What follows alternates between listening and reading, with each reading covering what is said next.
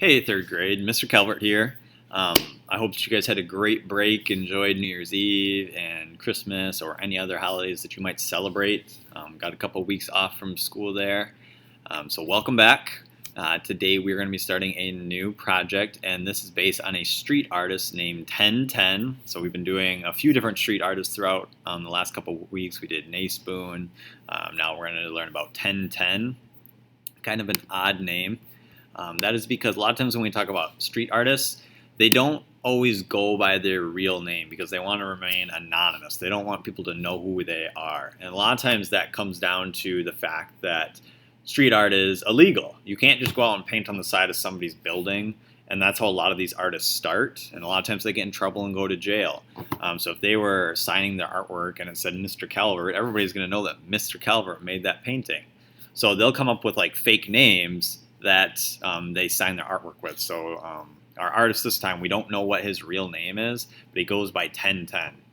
And he is originally from Poland, which is this little orange country, but now he lives in Germany, which is kind of this reddish orange one just to the left of Poland. And he is about 41 years old, if I remember correctly, so probably about the age of your parents. And he originally started making his artwork doing paper cuts. Now, not a paper cut that hurts when you like slice your finger, but he would create his artwork by cutting out designs from sheets of paper and then gluing them together. And now he works much larger using spray paint instead.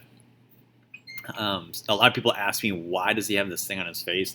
That's like a almost like a filter. So because he's working with spray paint is not good to breathe in. So he wears that just to keep himself safe. So he's not breathing all those bad fumes from spray paint. So here's an example of one of his works of art. Notice how when we look at it, it seems like it's going into the wall. Okay, it seems like you could almost walk into this tunnel like it's a portal. And he does this by using value. And value is a color that goes from either light to dark or dark to light. So here we're starting with kind of these brighter colors, this white and this light blue. And as it gets closer to the center, it starts to get darker and darker and darker until it's basically black in the middle.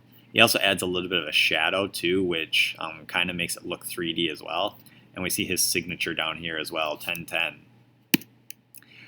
Sometimes he works more organic, so we see this one's very blobby looking compared to the last one. This one's very geometric. It's a triangle, whereas organics are kind of these wavy looking shapes. Once again, he's using value, working from light all the way to dark. You can see sometimes he shifts from one color to the next, so he went from like pinks and reds to oranges all the way into blues. So a lot of times his artwork is very large. A lot of times street artists their artwork is large because they're working on the sides of buildings. He typically starts at the center of his artwork with black and then works his way out. And notice how he kind of like repeats that same shape. So it's really just the same shape that gets bigger and bigger and bigger and bigger. And then we said it almost creates like that optical illusion effect. Like I feel like I can walk into this wall even though we know that I can't. It just looks that way.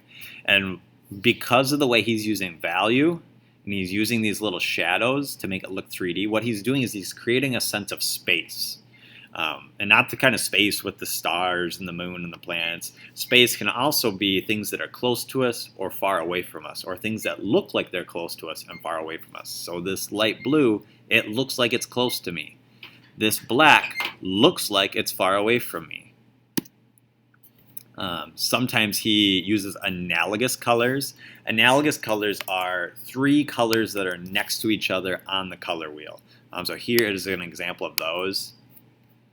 Okay, so typically it would be, you'd pick like a primary and a secondary, so like red and orange, and then the color that comes between them on the color wheel. So if you mix red and orange together, you get red-orange. Okay, so it's like a shifting from one color to the next. Or here, if we had yellow, next to it we have yellow-orange, we have yellow-green. Okay, over here we have violet, and then next to it there's blue-violet and red-violet. Or if I go over one, we've got violet again. Okay, so he's really shifting from just one color to the next to the next. Let me find my PowerPoint again. There we go. So here he's shifting from pinks into reds, into purples, into blues. Here he's going from yellows into greens, into blues, yellows into oranges, into reds, into purples, into blues. So notice that he can like start the rainbow over. Usually we think of red as being the beginning of the rainbow, but if you can also go backwards on that rainbow too, you could go from reds to purples to blues. So he's really shifting from colors, and that's something I'm going to want you to do today. I'm going to want you to pick a color and try to shift through 2 or 3 different colors in your work. Remember, those are called analogous colors. He doesn't always use analogous colors. Here we see that he's not. He does go from a blue to a purple, but you can kind of see like this peach color. That wouldn't necessarily be in order. Just a few more. Sometimes he just sticks with one color and just uses that value that we talked about. So here he's just using different kinds of tints and shades of blue. A few more. Sometimes he adds like little spots off to the side. This one's really large. You can see he actually painted it on a road. So super duper huge artwork. He probably gets paid to do his work. Obviously, if he was just trying to paint this on the road, somebody would catch him because his artworks are so large. They take a long time. So somebody probably hires him to come in and make these murals, whereas some street artists, they will just walk up to walls and start painting, which is illegal and you can't do that. All right, so we are going to be watching a video of 1010 next. So watch that first. And then watch my next video where I'm going to walk you through how to create an artwork inspired by 1010 using the Sketches School app again. When you are doing your Sketches School app, remember that I want you to use analogous colors. So pick one color and then try to work your way. So if I choose orange, I can try to work my way to yellow and maybe into green, or I could go backwards. I could go from orange into reds into purples, okay? So try to shift between 2 or 3 colors and also focus on value, going from your lightest on the outside into darkest in the middle. And that's going to create like that tunnel effect, okay? So watch the video on 1010 next. Kind of cool to see him work. And then watch the video on how to do your project. All right, can't wait to see what you guys make. Bye.